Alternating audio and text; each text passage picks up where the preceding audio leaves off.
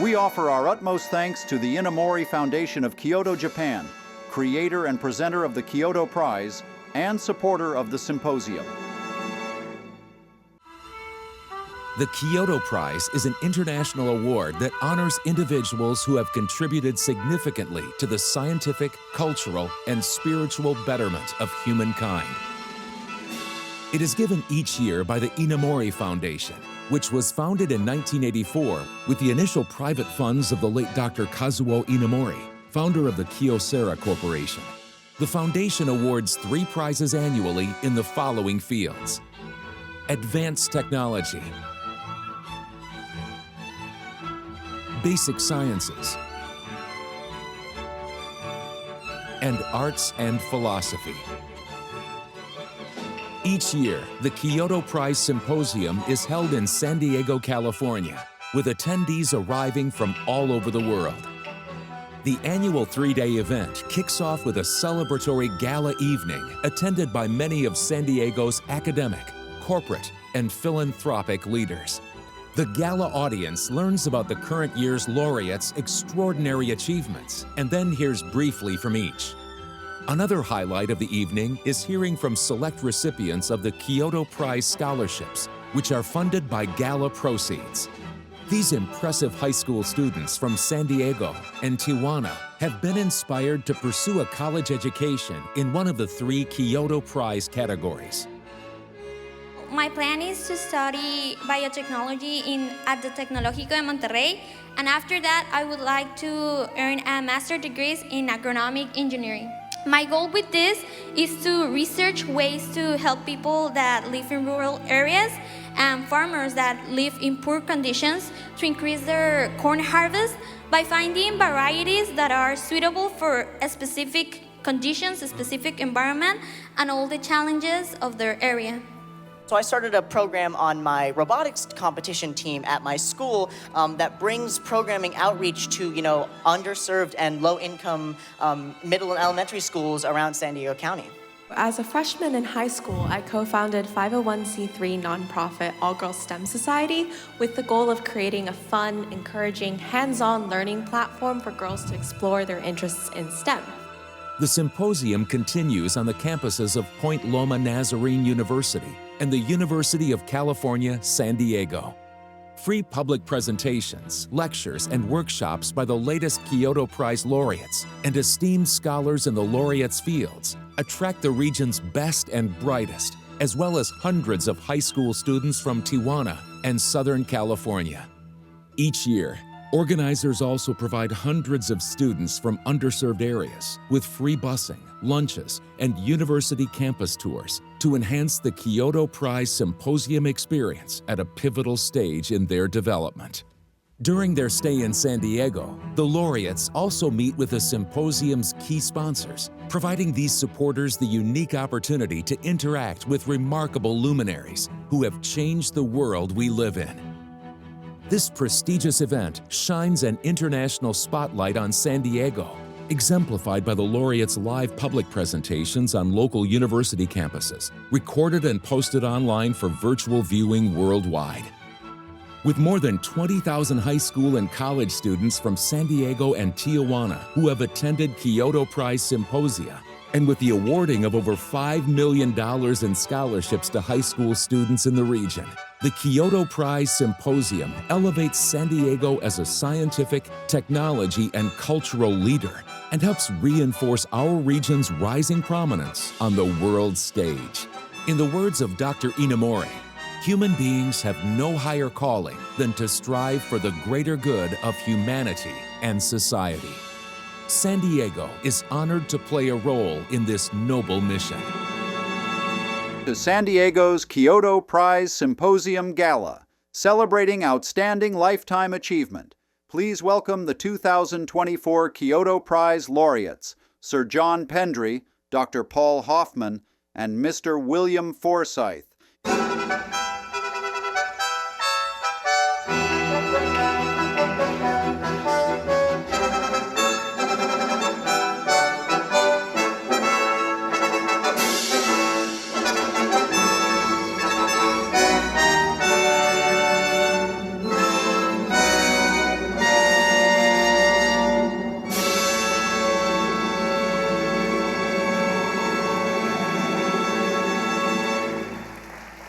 In honor of the 2024 Kyoto Prize laureates, and to benefit from being in this world-class concert hall, tonight we are delighted to present to you performers whose creativity and commitment to excellence embody Dr. Inamori's philosophy.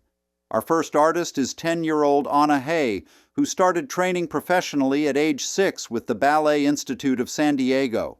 She has won every competition she has entered. Anna displays extraordinary maturity as she combines classical ballet with modern dance in the spirit of Laureate William Forsythe. Performing Imaginary Friend, choreographed by Dasha Tertova, please welcome Anna Hay.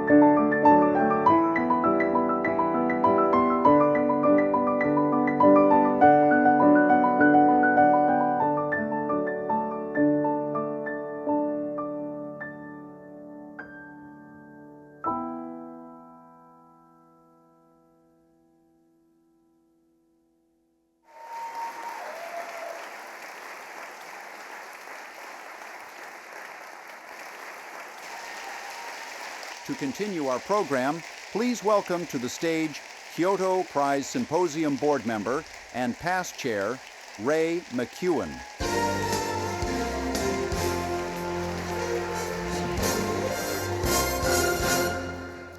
I was once told, never follow a child prodigy. Oh, that was amazing. I have the privilege of sporting some recently mined and forged titanium in my left knee, which explains my cane, and my sartorial splendor in tennis shoes, which worried me until two of my laureates also have the same sartorial choice. Thank you.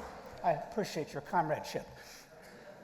I'd like to briefly mention Dick Davis, who recruited me to this organization many years ago and who served it for over 20 years as our executive director, and he's with us tonight. So Dick, thank you once again for your leadership.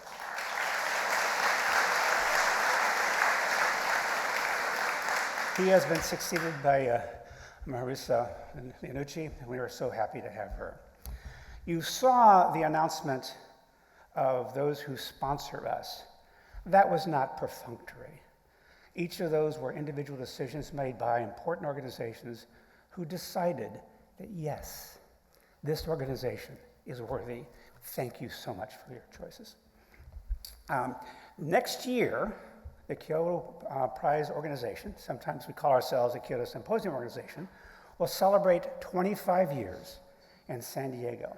And this year, the Inamori Foundation celebrates its 40th. Thank you.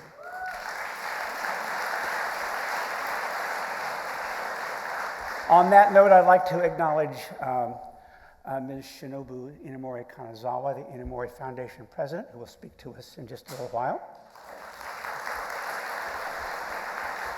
Our Consul General of Japan, Kenko Sone from Los Angeles, who's here someplace.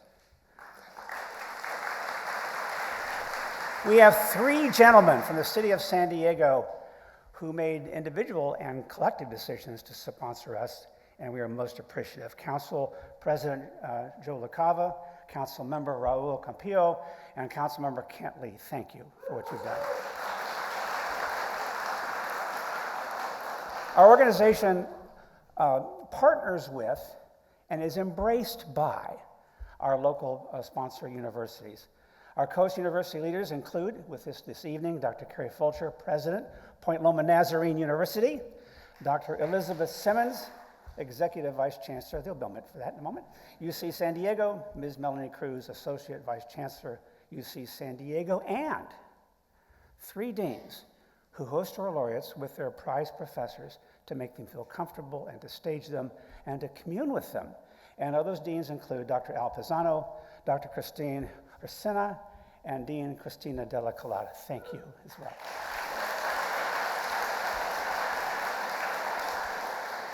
I'm joined by my fellow board members, but first I'd like to ask our current chairman, Paul Robinson, to stand and receive some applause.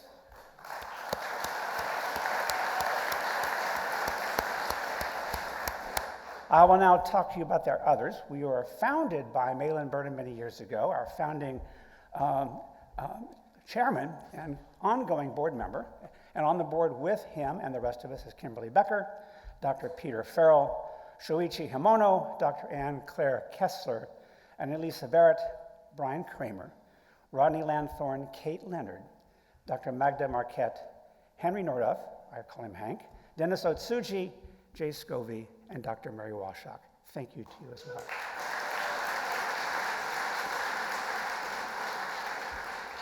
Tonight, it's my privilege, and it's all our privilege, to give special thanks to a gentleman and a friend who has continued to generously support the symposium and its scholarship programs. And like our laureates, he has greatly contributed to the betterment of humanity through his own professional accomplishments. My friend Dr. Peter Farrell is the Kyoto Prize Symposium's honorary chairman and founder and chair emeritus of ResMed. As this year's gala presenting sponsors the ResMed Foundation and the Farrell Family Foundation's generosity will help to inspire future generations to pursue scientific, cultural, and spiritual betterment. Peter, join me on stage, please. I'm not trying to upstage you. You have to turn around. I beg your pardon. Oh, thank you. We're asking you, Peter, why you decided to say yes after our episode of Full Frontal Grovel, begging you to help us be our honorary chair. And you said yes. Well, that doesn't mean I've got a great deal of intelligence. But no, I don't want to upstage you either. But I've just had 2 titanium implants in my hips, and in both hips, that is. And thankfully, I had the anterior operation, and the scar is about from my thumb to my little finger. And the only downside is that I have both legs. I'm not going to go on about this forever.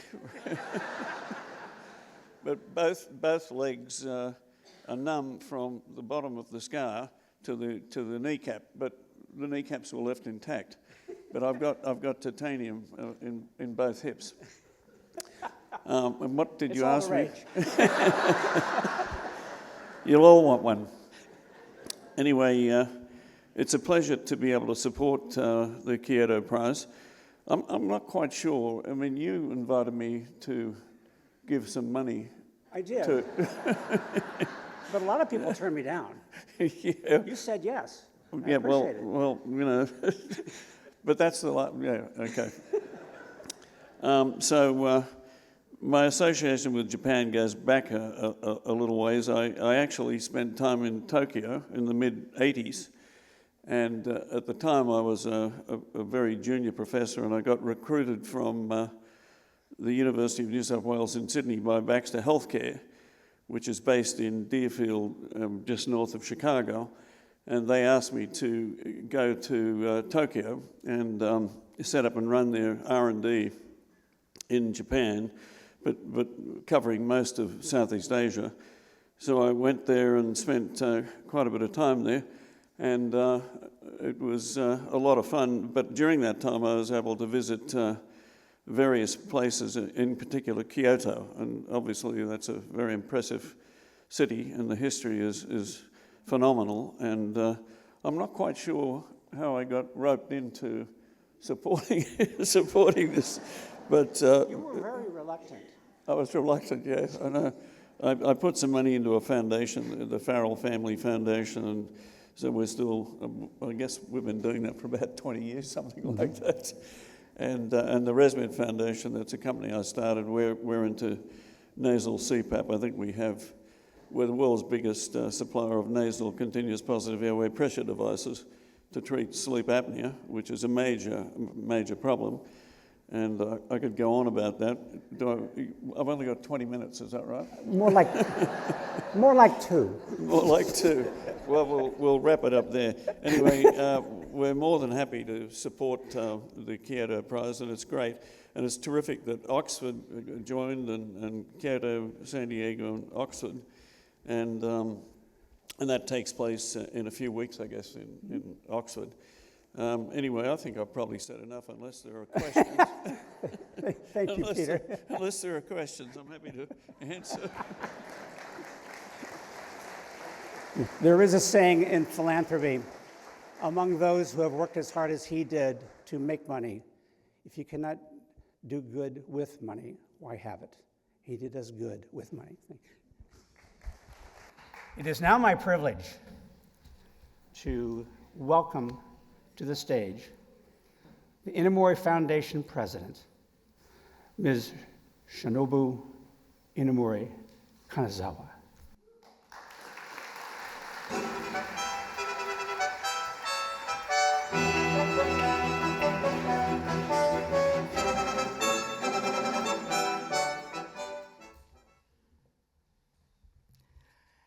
Hello everyone, good evening. I'm Shinobu Inamori-Kanazawa from the Inamori Foundation. I would like to thank you all for being here to support the Kyoto Prize, the celebration of human life and achievement. San Diego became the second home for the Kyoto Prize in 2002. The celebration was initiated by San Diegans who resonated with the philosophy of the Kyoto Prize and decided to make it their own concern. The philosophy of the Kyoto Prize expresses our shared guiding principle. Quote, people have no higher calling than to strive for the greater good of humankind and society, and the future of humanity can be assured only through a balance between scientific progress and spiritual depth, unquote. The Kyoto Prize laureates, who are chosen each year according to this philosophy, are in many ways role models who show what human being can achieve in life. Meeting them in person and listening to their words give us inspiration and courage to move forward. I sincerely appreciate that the 3 laureates of the 2024 Kyoto Prize are here with us, generously sharing their time tonight and this week. I also wish to express my deepest gratitude to Kyoto Symposium organization, UC San Diego, and Point Loma Nazarene University for organizing this week's series of programs to celebrate the laureates. Not to mention, I am absolutely grateful to the sponsors and supporters, whose generosity is vital for all this to happen.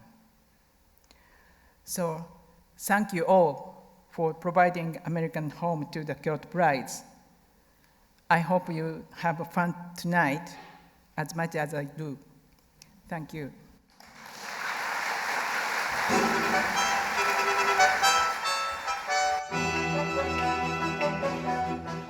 The Killing Contemporary String Quartet is comprised of members from the most elite performing group in the Mainly Mozart Youth Orchestra. This quartet plays with an intensity usually reserved for more advanced ensembles. They will be playing Finale Viva Che ma non troppo from Dvorak's String Quartet No. 12 in F major, Opus 96, American. Please welcome Victoria Chen, Madeline Karpuik, Mia Tsavaris, and Kiana Lee.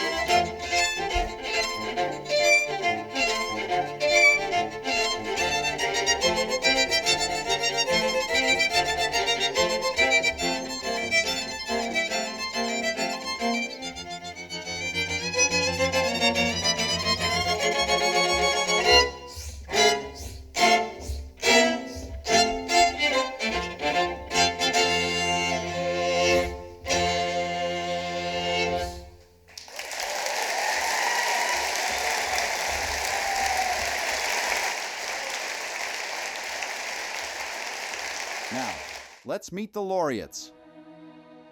The refraction of light makes a straw appear bent when placed in water.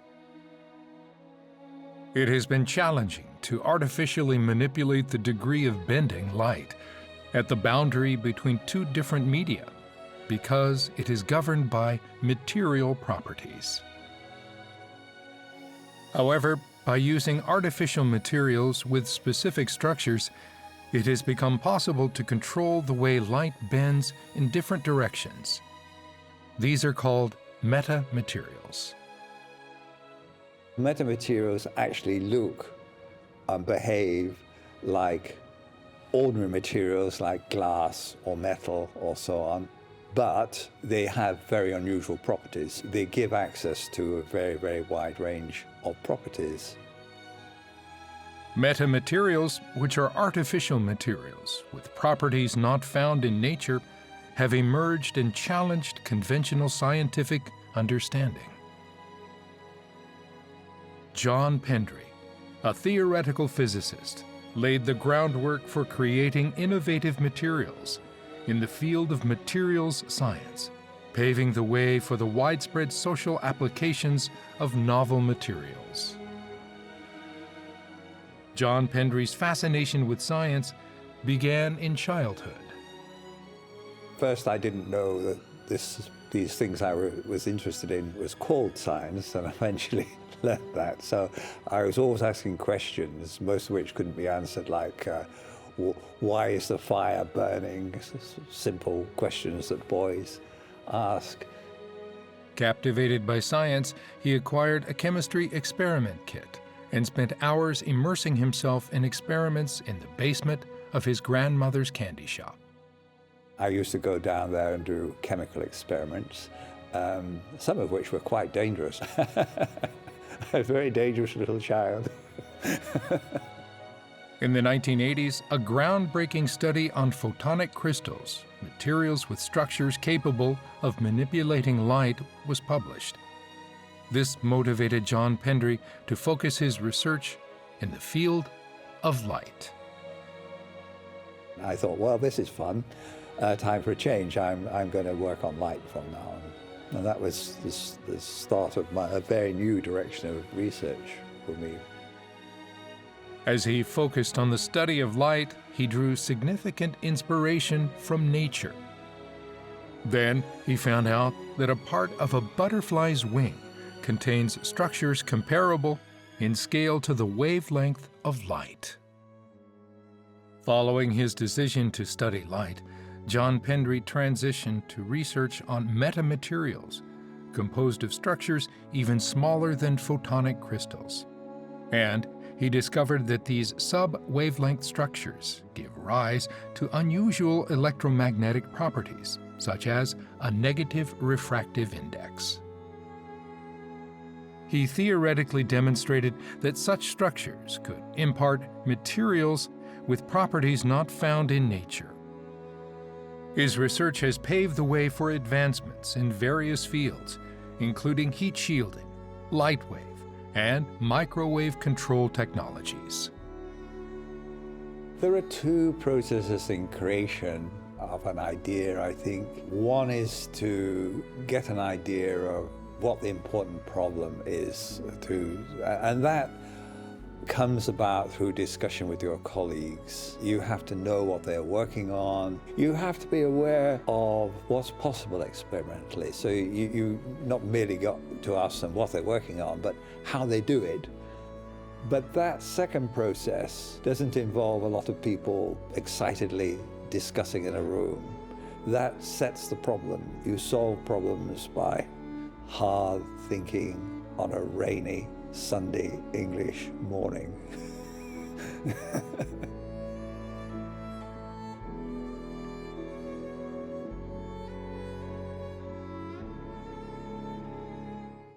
Ladies and gentlemen, please welcome Sir John Pendry.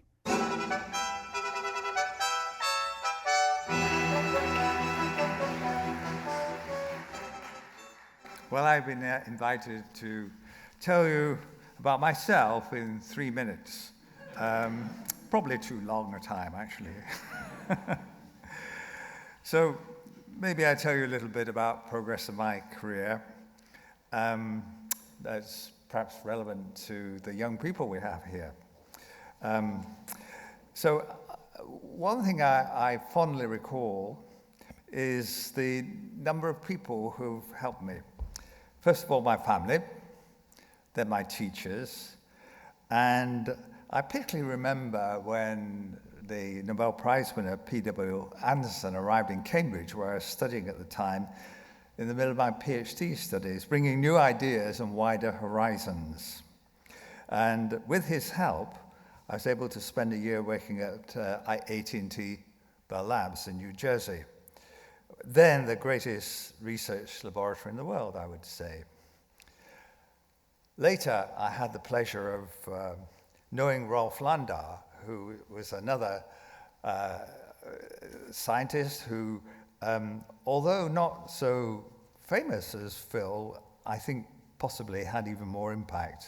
Rolf worked at IBM, and I spent a summer at IBM, and he helped me through a difficult patch in my career. We all have those times, don't we, when things are not going too well. I'd chosen a line of research which I thought was interesting, but somehow other people didn't. But Rolf did. And he is the only person who apologized to me for not reading one of my preprints that I sent to him. Rolf was the father of quantum computing, but his interests extended far wider, and he nurtured many careers. He had a hot temper, but he was a good and true friend. I value his friendship dearly. So, maybe as an older person, I could give some advice to young people. And that advice is that as you set forth on the next stage of your lives, it will be this: find a mentor. Let them be somebody who is wise rather than clever, somebody you admire, a person on whom you can depend. In the twists and turns of our lives, there are times when a helping hand and sound advice are precious. Be sure that you know where to find this advice. Thank you.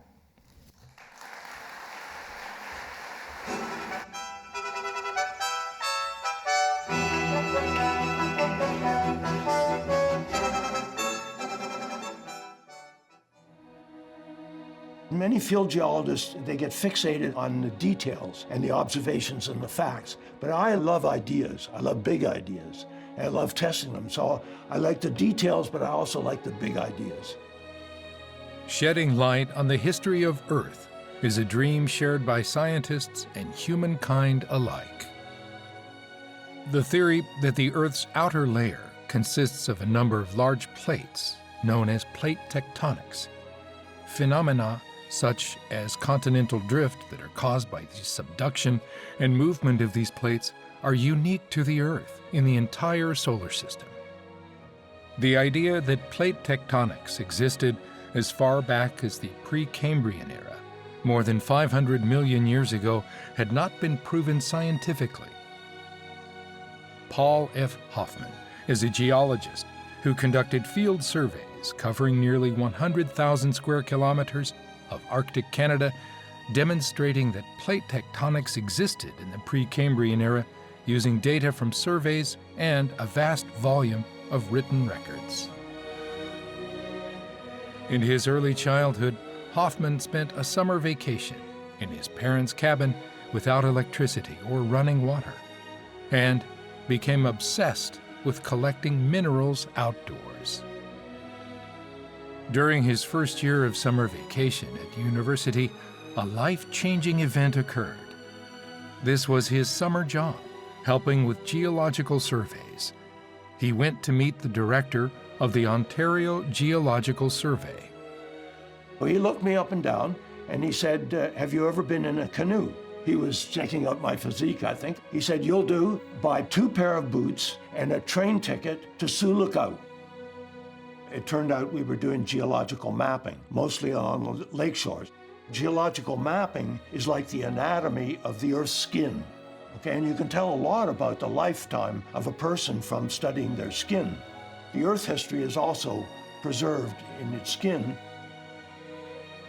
His first field work, involving scientific surveys of rocks, combined with physical labor, captivated him. Biologically, we evolved to be hunter-gatherers. To be able to combine your biological makeup with our great cultural thing called science, to me, was the best of both worlds. Later, he embarked on field work in Namibia, taking part in new research on the snowball Earth hypothesis. This was the theory that the entire Earth was covered by ice in the past, nearly wiping out all life forms. If this were true, how can today's environment be full of diverse lives? Once this happens, how could it ever become unfrozen, as the glaciers would reflect nearly all sunlight? The common idea at the time was that such events had never occurred. Hoffman, however, conducted highly precise geological surveys and analysis focusing on carbon isotopes in Namibia. He demonstrated that the global freeze did actually occur, nearly making all life forms extinct, and that later thawing occurred from the greenhouse effect of carbon dioxide released by volcanoes. Through his long years of investigation, he managed to overturn conventional wisdom. If you have a problem, the first thing you should do is take 2 steps backward. Okay? Because very often when you don't understand something, it's not because you don't have enough detail, it's because you're lacking the broader context. Hoffman, from his unique perspective, with an overview of matters, and through his perseverance in undertaking field work on an enormous scale over a long period of time, was able to provide insights to many of the key questions relating to the roots of the human race.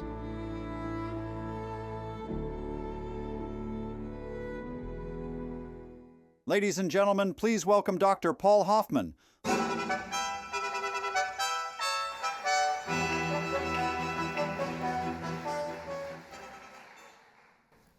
I'd like to address my remarks primarily to the scholarship students.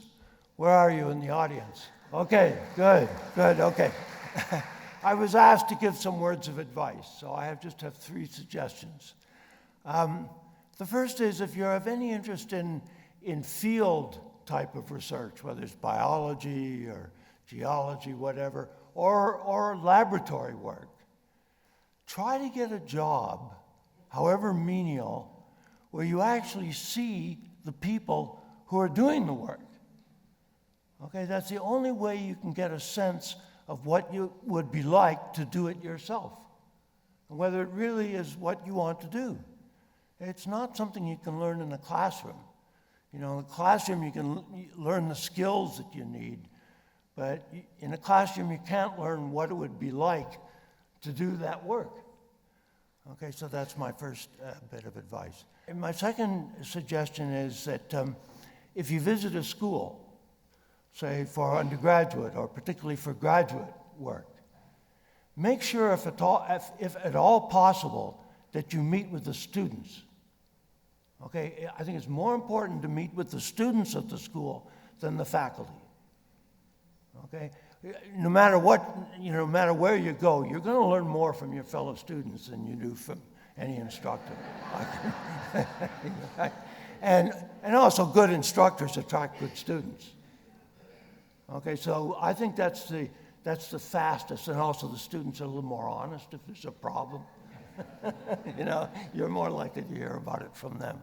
So my advice would be is if you visit somewhere either for undergraduate or for graduate work, try to meet up with the students, either during the daytime or after hours, whenever. And my third little bit of advice is that if you're so inclined, try to find some time in the day to go out for a walk or a run. Okay? In my lifetime, virtually every idea I've had in science, and the occasional witty title for a paper, has just popped in my head out of the blue while I was out running, thinking about nothing. Okay? And a lot of my friends have gotten into running because they say, you know, he's not that smart. But so that's my advice. And I give this very general advice because the world that I grew up in is very different from your world. I mean, when I was your age, Dwight Eisenhower was president.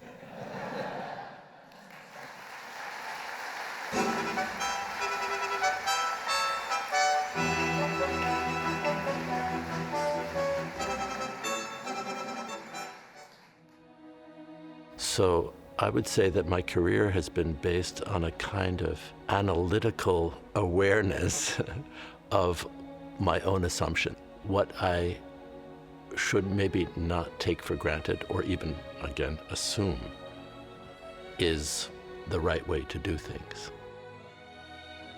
Choreographer William Forsythe questioned the structure and style of traditional ballet, refined over the centuries, to create a new mode of ballet.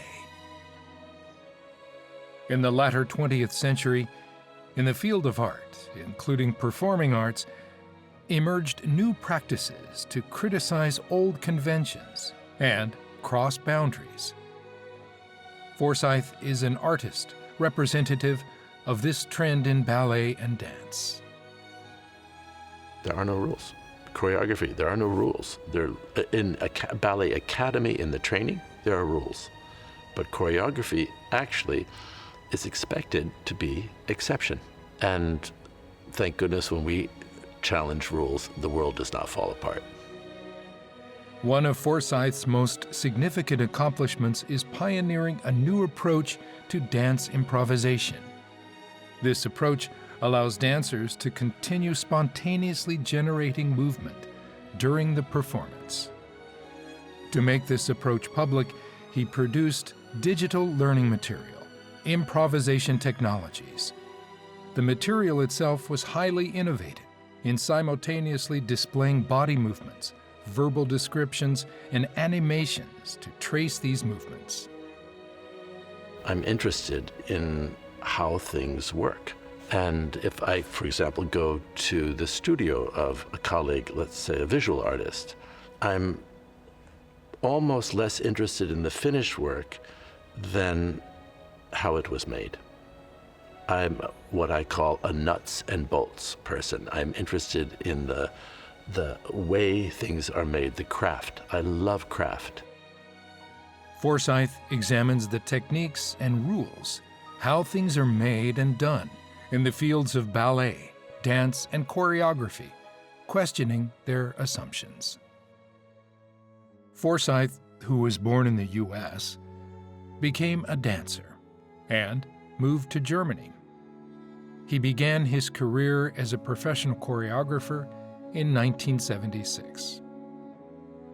In 1984, he was appointed director of Ballet Frankfurt. Artifact, created in that year, is one of his masterpieces, questioning what ballet is. And Artifact was based on one idea, is that in ballet, the entire history is about imitation. Imitating gesture, movement, yeah. All these ideas are based on imitation. And so this work was constructed around imitating live on stage. One of his activities that makes him exceptional is creating a series of artwork, which he called choreographic objects. Along with his ordinary ballet and dance work, he has been exploring the principles of choreography through installations, video, and other forms. I'm constantly moved by how sincere dancers are. Yeah, this really sincere desire to be in this situation that might show them something. It might change their state of being. And that's what keeps me going even at my age, is this sincerity from all my colleagues.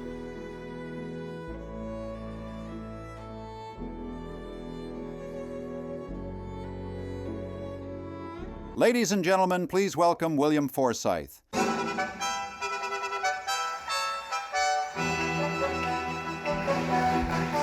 Good evening. Thank you all for the immense privilege of being a member of the Kyoto Prize community. It is truly an honor. Yeah. I'm going to be very sincere with you tonight. Yeah. As we gather here, we face an inflection point in human history, one that demands that we examine the very foundations of moral behavior and social cooperation. The evidence from evolutionary biology is striking across species. We observe that successful societies are built not on dominance alone, but on sophisticated networks of cooperation and mutual aid, as is this gathering. Yes, yes. Now, this isn't just mere sentiment, it's empirical reality. From insects to primates, nature demonstrates repeatedly that complex social organizations thrive through reciprocity, not through force or fear. Yes. Thank you. And I mean it. I mean it. I grew up mostly in Germany. Now, we humans have evolved extraordinary capacities for moral reasoning and ethical behavior, yet today we witness a global retreat from these very, very hard-won achievements. The rise of authoritarian impulses, the erosion of democratic norms, the weaponization of fear and division, these aren't just political challenges. They represent a fundamental threat to the social technologies that have enabled human flourishing. The stakes could not be higher. History teaches us that societies which abandon moral leadership for raw power, which trade decency for dominance, which sacrifice truth for expedience, these societies don't just decline, they collapse. And the archaeological record is littered with their remains. Or, yes, no. Moral behavior, genuine decency, compassion, cooperation isn't just philosophically sound, it's pragmatically superior. It's how we built universities, it's how we advanced science, it's how we created art and expanded human knowledge. It's how we solved seemingly intractable problems and pushed the boundaries of human achievement. Yes. The Kyoto Prize celebrates a profound truth, that our highest accomplishments emerge not from conquest, but from cooperation. Yes.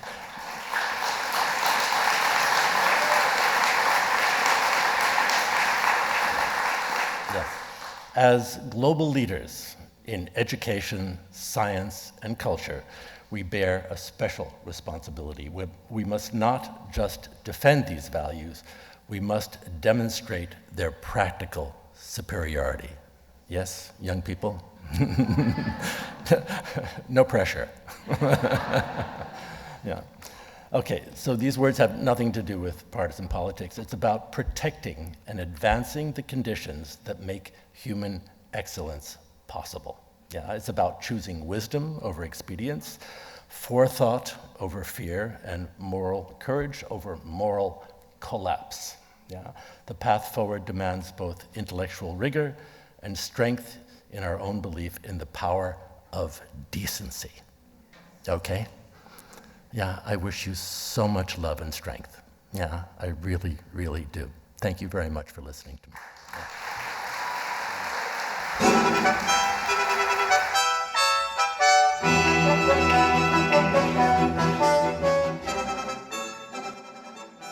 Singer, songwriter, guitarist Nathan Weldon has been lauded as James Taylor, 30 years younger, with a voice that stays in your head.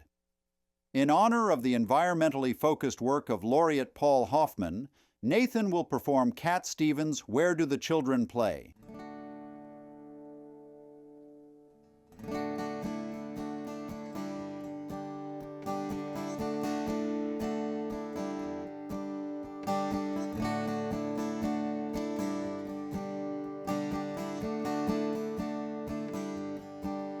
Well, you think it's fine building jumbo planes,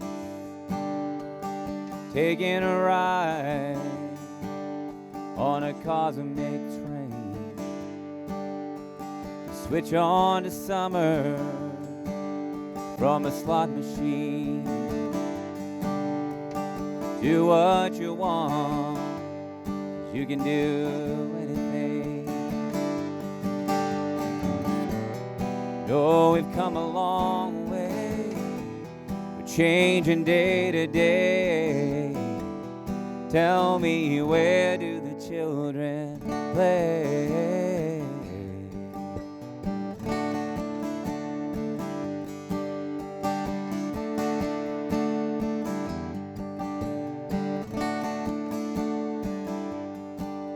Well, we roll on roll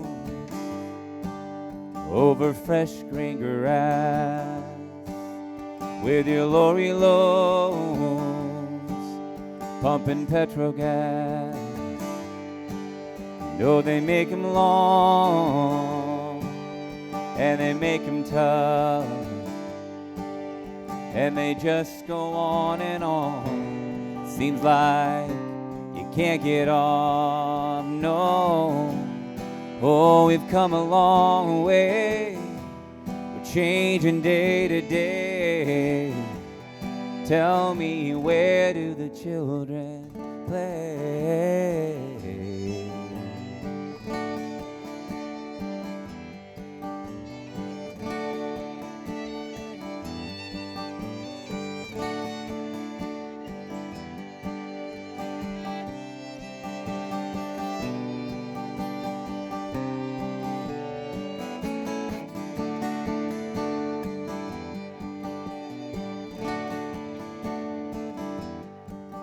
Well, you crack the sky, the scrapers fill the air. Do you just keep building higher? There's no more room up there. And you make us laugh, no, you make us cry. Will you tell us when to live, or tell us when to die? No, we've come a long way, we're changing day to day. Tell me, where do the children play? Play.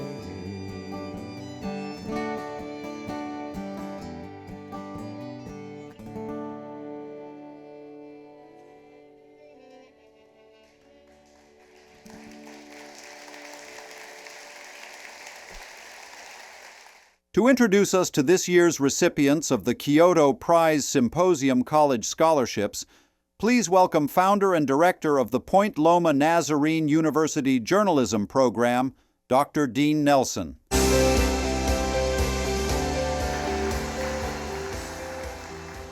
Good evening. I'm really excited to have you meet 6 very impressive young people tonight who will be tomorrow's movers and shakers. But let's hear from some of our past Kyoto Prize Symposium recipients who are already making positive contributions to society.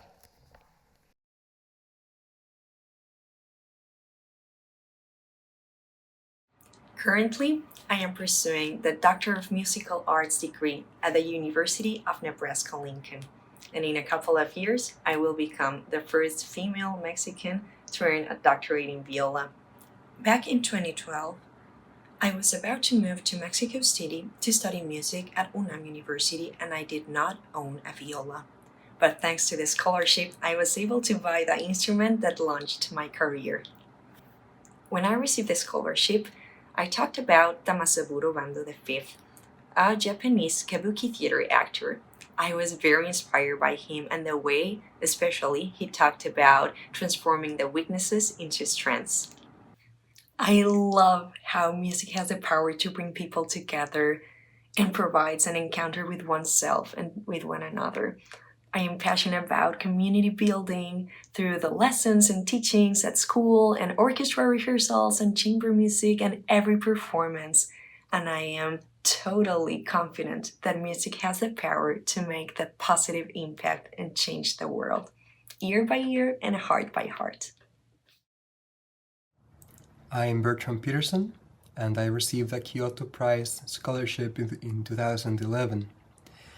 I pursued an engineering degree in sustainability in Mexico, and later a graduate degree in renewable energy in the Netherlands, in large part inspired by Inamori-san's maxim that says that a human being has no higher calling than to strive for the greater good of society, and that the future of humanity can be assured only when there is a balance between our scientific progress and our spiritual depth. I currently work in developing community-owned renewable energy projects on the Mexican side of the Colorado River Basin, combining photovoltaics with regenerative agriculture so that farmers can become not just participants, but protagonists of the energy transition in Baja California. Hello, my name is Carlos Cabrera. I am a recipient of the 2004 Kyoto Prize Symposium Scholarship, so the very first edition of the scholarship. I currently work at the United Nations office in Geneva since 12 years. The Kyoto Prize Scholarship definitely influenced my journey by having joined the United Nations. It is a place where every day I wake up, I come to the office, I can feel that what I am doing, or at least I'm hoping it can affect positive change in the world, even if we are all aware of the current world climate. There is still a place there can do some good to all of it. Hello, my name is Rodrigo Ortega Polo. I won the 2006 Kyoto Prize Symposium Scholarship in Basic Sciences. Thanks to the scholarship, I was able to come to Canada and get my education here. Today, I have a master's degree and I work for the Canadian federal government. I work in an exciting new field of science called bioinformatics. My role is to lead a team that supports other scientists in their quest to discover new exciting things in agricultural research data. This field of science combines statistics, computer science, and biology. I have been lucky to train several staff and students and build capacity for Canada's exciting work in agricultural research. Hi, I'm Sally Lou Baxter, and I received a Kyoto Prize scholarship in 2005. I'm an associate professor at UC San Diego in the Viterbi Family Department of Ophthalmology and the Department of Medicine in the Division of Biomedical Informatics. I still fondly recall attending the symposium in high school 20 years ago and was starstruck by meeting Kyoto Prize laureate Dr. Alfred Knudsen, whose work was formative for understanding the two-hit hypothesis underlying many hereditary cancers, including retinoblastoma, which is a cancer of the eye. I was fascinated by his use of mathematics to understand biology. And similarly, I've pursued training and research in informatics and data science to complement my clinical practice. I provide medical and surgical care for a wide range of eye conditions and truly enjoy taking care of patients to help them see better, conducting research, and training the next generation of physicians and scientists. I'd like to extend my deepest gratitude to Dr. Knudsen and the Kyoto Prize for the inspiration and support. Thanks, everyone. Hi, my name is Daniel Zhang, and I was selected as a Kyoto Prize recipient in 2018. Since then, I've graduated from MIT with a degree in biology and went on to pursue a Fulbright scholarship in the Netherlands conducting independent scientific research. I'm currently a third-year MD-PhD student at UCSF with the long-term goal of becoming a physician scientist. leading my own lab at the intersection between cancer biology and disease modeling. I'd like to give a huge thank you to the Kyoto Prize Foundation for opening so many doors to me to be able to learn from the inspirational laureates as well as fellow other scholars, as this is an incredible prize to have received. I'd like to give a huge congratulations to this year's recipients and wishing you the best of luck in your careers. Hello, my name is Raj Prabhari, and I received the Kyoto Prize Symposium Scholarship in 2022. I'm currently in my third year at Stanford studying mathematics and computer science. The past 2 summers, I've been doing research at Amazon, last summer doing game theory research, and the summer before doing machine learning research. This coming summer, I'll be doing theoretical physics research at Stanford. And ultimately, I'm really interested in using my education to solve real-world problems and make an impact. I'm not exactly sure what domain I want to apply mathematics and computer science into, but I'm definitely considering doing a PhD and furthering my education. For this, I'm really grateful to the Kyoto Prize Symposium Scholarship for kickstarting my educational journey and showing me that there really is a lot of positive impact that can be made on society for people who pursue their education and think really hard about solving the world's problems. So congratulations to all of this year's laureates and to this year's scholarship winners. And thank you very much to the Kyoto Prize Symposium. Your support of these scholarships encourages these students to pursue a college education, as you just saw, in the fields of the Kyoto Prize categories. Since 2002, the Kyoto Prize Symposium has provided more than $5 million in college scholarships, fellowships, and other educational opportunities in the San Diego Baja region. Now, let's welcome and meet these outstanding students as they join me on stage. Come on over.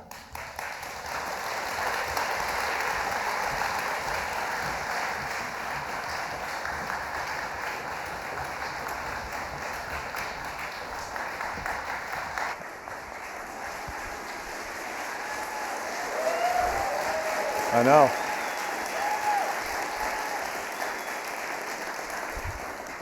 It's an impressive bunch, and wait till you hear what they're doing. Oh my goodness. Camila Beltran. Camila, I read that you've been interested in science since you were a child. What intrigued you about that field?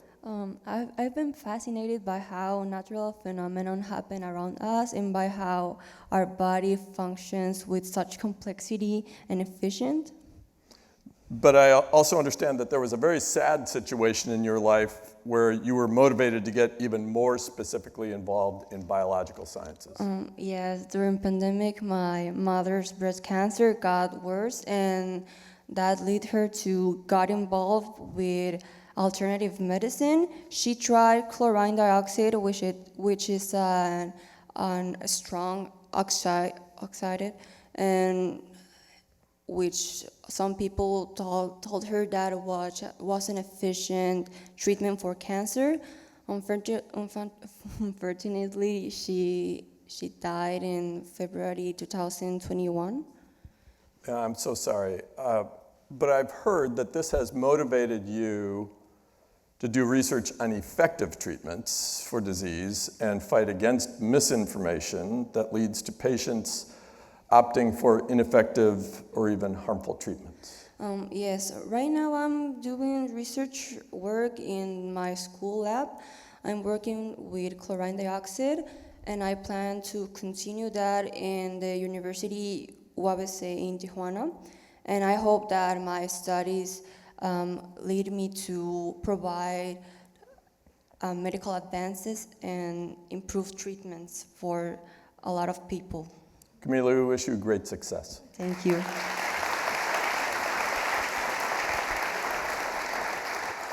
There you go, Guillermo Anaya. So good to meet you. I've learned you began studying the violin at age 8, and that became more than just a musical instrument to you. Yeah, for me, I started playing the violin since I was 8 years old. I started in a community orchestra called Orchestra of Casa de la Cultura Pipila. And well, with the time, I became part of several orchestras and projects. And one of the most important for me was being selected for the National Young Symphony Orchestra of Mexico. And this opportunity gave me a lot of opportunities, like meet a lot of musicians of Mexico, and playing important venues like Palacio de Bellas Artes in Mexico City, Teatro de Gollado en Guadalajara, and Teatro Bicentenario in Guanajuato. And also I discovered a career that I want to pursue, that is music. And well, the violin become more than just an instrument for me, become a part of my life. Well, you've got bigger goals, though. I mean, even though you study violin both in Tijuana and in San Diego, you've got some goals. Yes. Let's hear them. My goal is to make classical music more attractive for people. I want to combine it with visual art effects and technology and create a really more immersive experience for all. And what are the plans for next year? Where are we going? I plan to study violin at the Carlos Chavez Music School in Mexico City. Well, I expect that will be the opportunity to be in a professional orchestra. Well, I want to keep working in this idea of combining the classical music with visual art effects. I hope we can experience your work for a long, long time in the future. It sounds very, very exciting. Thank you so much.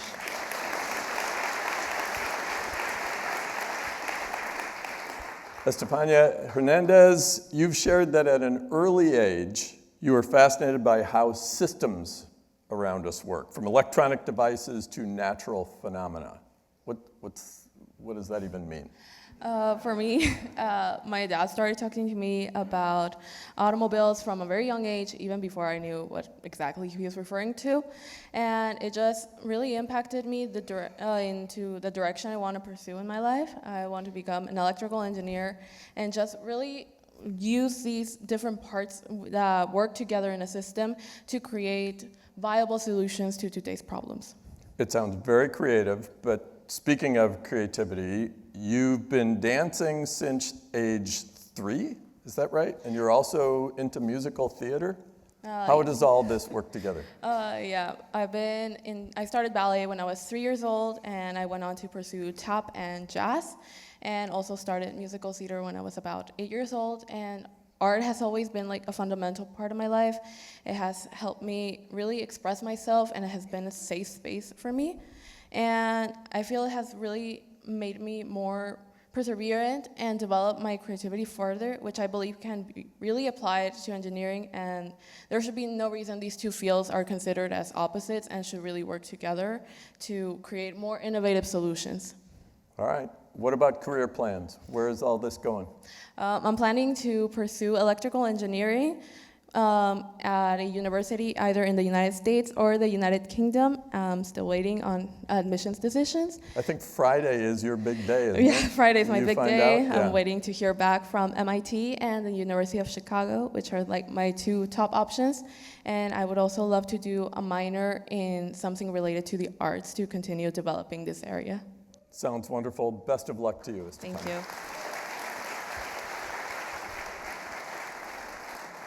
Adam Ramadan, I understand you've been passionate about the environment, filmmaking, and research. Interesting combination here. Let's hear first about the Environmental Health Club that you started in school. Thank you, Dean. Let me start off with, this is probably the most nervous I've been in my whole life. You're going to be fine. Yeah. You're fine. So, with the these are your best friends out here. So, with the Environmental Health Club, thank you. My main goal was to found a club that served as a fusion between health and the environment. So we studied on the environment and how it could affect health. I corroborated this with my own independent research study that I performed on Lake Hodges. I analyzed nutrient content and found how much there was and how that could impact human health. And I shared my findings with my club, with my students at my school. So where has this research taken you? So this research has actually taken me to UCSD, where I conduct research on cancer with Dr. Judith Varner, and at SDSU too, where I conducted research with Dr. Manal Swarjo. Okay, so now tell us about the filmmaking efforts. So for the filmmaking, I'm actually very passionate about film. I believe in fusing philosophy and film together. I've actually written, directed, edited, and shot, and acted too, in my own short film that I call Lawyer Up, where I... Wait a second. As a journalist, when anybody says lawyer up, that's just Yeah. problematic to me. Yeah. So now I'm the nervous one? Yeah, okay, go ahead. Yeah, well, it's not that serious. It's actually Okay. more so an exploration of criminal law and the ethical dilemmas that you could encounter within it. Got it. All right. What about future plans for you? So for the future, I'm actually still waiting on college decisions still. Friday is also a pretty big day for me. I'm waiting back from Harvard, Yale, UCSD, UC Berkeley, and many others. But I'm looking to become a surgeon in the future, where I hope to fuse empathy, health, filmmaking, philosophy, and the environment, everything that I can together. Yeah. Yeah, you can do that. Best of luck to you, Adam. Kate Hsu, congratulations on being a World Sciences Scholar, one out of only 52 awarded globally. What was that experience like? Yeah, so that experience was really wonderful. Basically, World Science Scholar is a year-long curriculum in advanced topics from special relativity to quantum mechanics. And as part of this program, I was able to learn with some people who are really inspiring to me and I look up to, just like these Kyoto Prize laureates. I was able to learn, for example, from Nobel Prize laureate John Mather, and I was also able to speak with founder Stephen Wolfram. And so this was a very inspiring experience for me, and at the end of the year-long curriculum, I was able to attend the World Sciences Festival, which is an annual science festival in New York. So the entire program was very meaningful and inspiring. Yeah, impressive. I also understand that you won your first grand award at the San Diego Science Fair in middle school? Oh my goodness, for a project that has personal meaning to you. What is that? Yeah, so my first grand award, I continued to pursue research in high school, but it was for environmental research. The first research I started in 8th grade was for Kawasaki disease, and this is the heart disease, which I actually had when I was little, and it's the leading cause of heart disease in children. So as a survivor of Kawasaki disease, it's something that's quite literally very close to my heart, and and since then, I've become very passionate about this and have advocated for this on the international level. So this past summer, I was invited to the International Kawasaki Disease Symposium, where I was able to present to 350 of the world's leading KD doctors and researchers, as well as meet the daughter of Dr. Kawasaki himself. And now I'm very proud and honored to be the president of the KDF Youth at the largest Kawasaki Disease Foundation. Yeah, congratulations. In your spare time, you're an accomplished pianist. You have played piano solos in Paris and at Carnegie Hall twice. Bravo. What's next for you? Yeah, so far, I've been early admitted to MIT, and I'm very excited to pursue a double major in mechanical engineering and environmental engineering, which are both areas that I'm very passionate about. And in general, I'm just very excited to try to use research and technology to try to solve these pressing issues that we face today.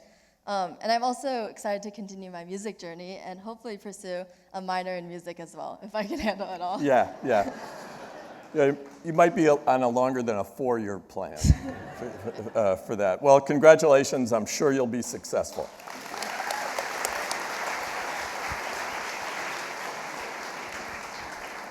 And Sarah Gao, you have yet to graduate from high school, and yet you've already invented a patent-pending method to turn food waste into hydrogels to improve soil moisture.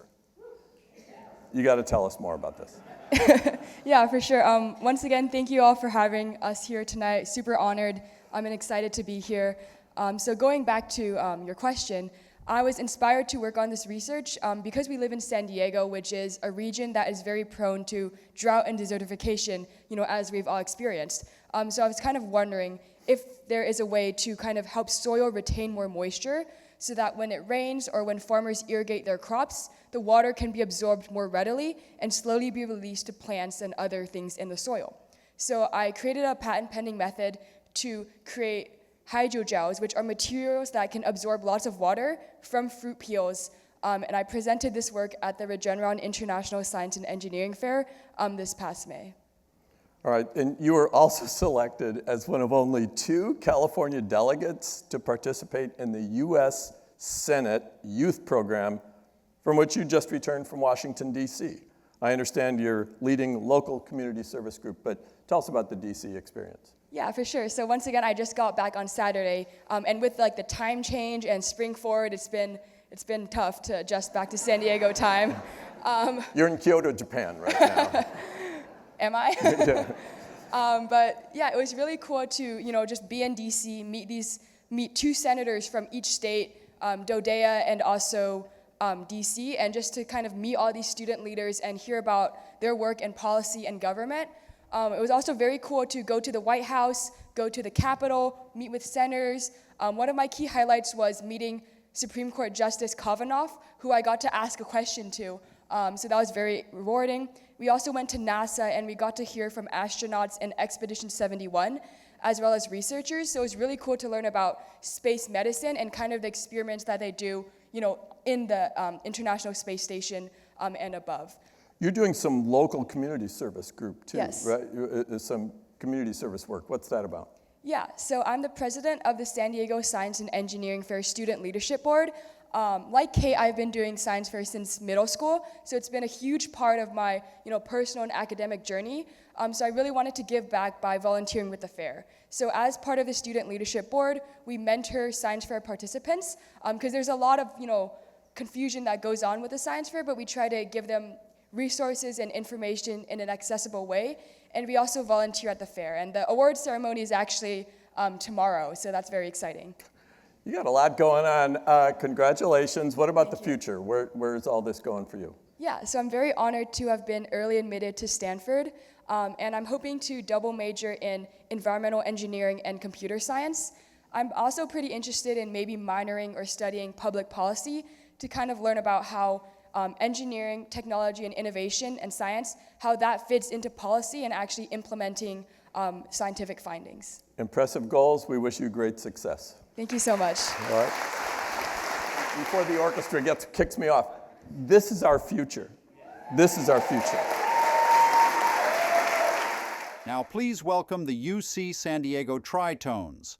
This a cappella group represents the voices of tomorrow and the university's ongoing commitment to the Kyoto Prize Symposium.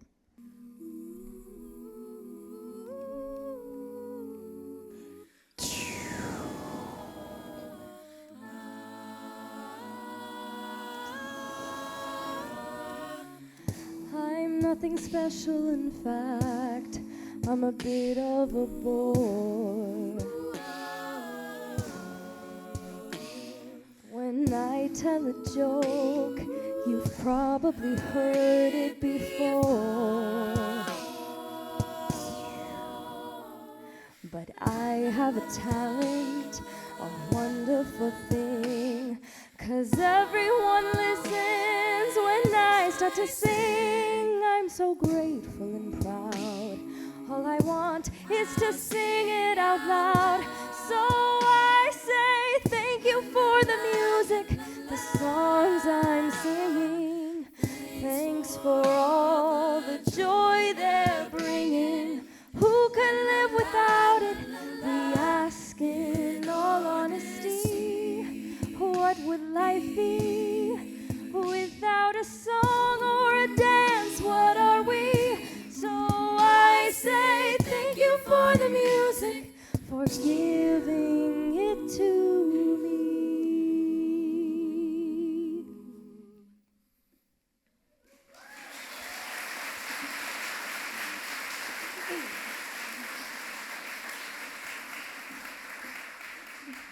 We'd like to share a song with you that envisions a more hopeful and peaceful future. The laureates and students whom we met this evening embody that bright future and inspire us for greater achievements.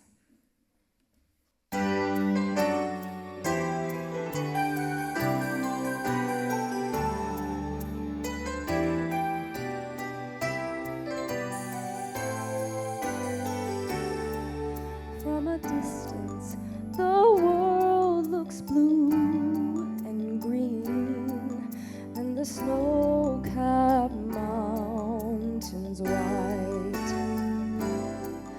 From a distance, the stream, and the eagle takes to flight. From a distance there is harmony, and it echoes through the land.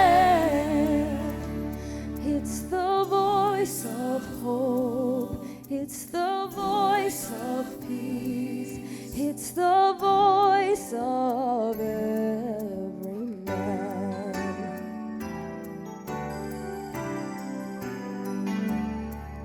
From a distance we all have enough, and no one is in need.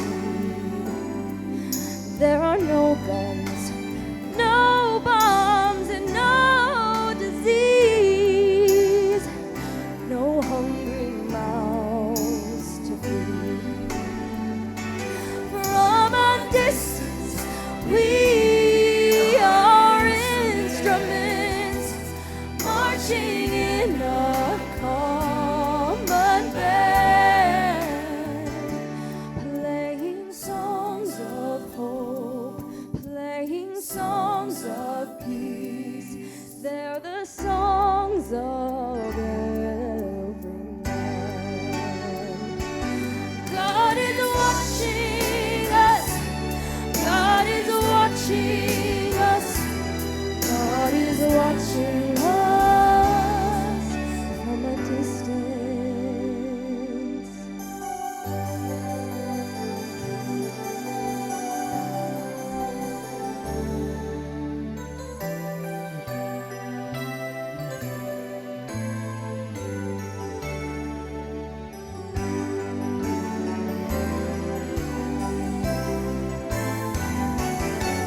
From a distance, you look like my friend, even though we are at war.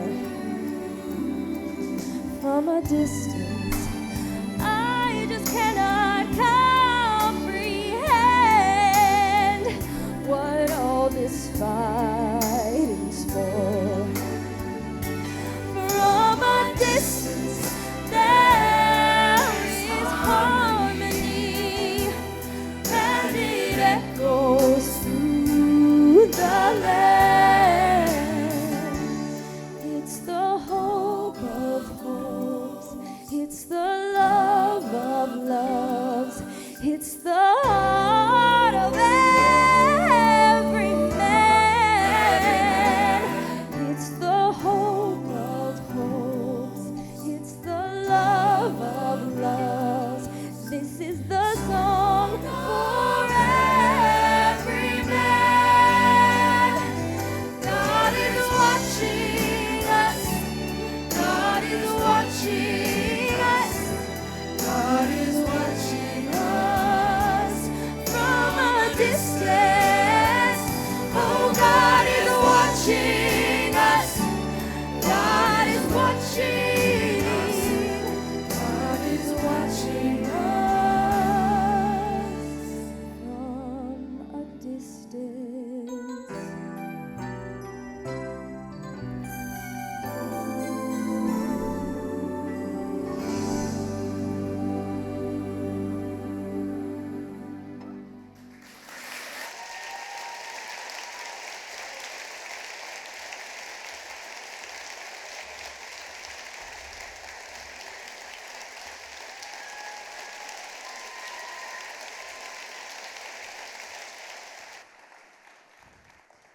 Thank you so much for your support of the Kyoto Prize Symposium.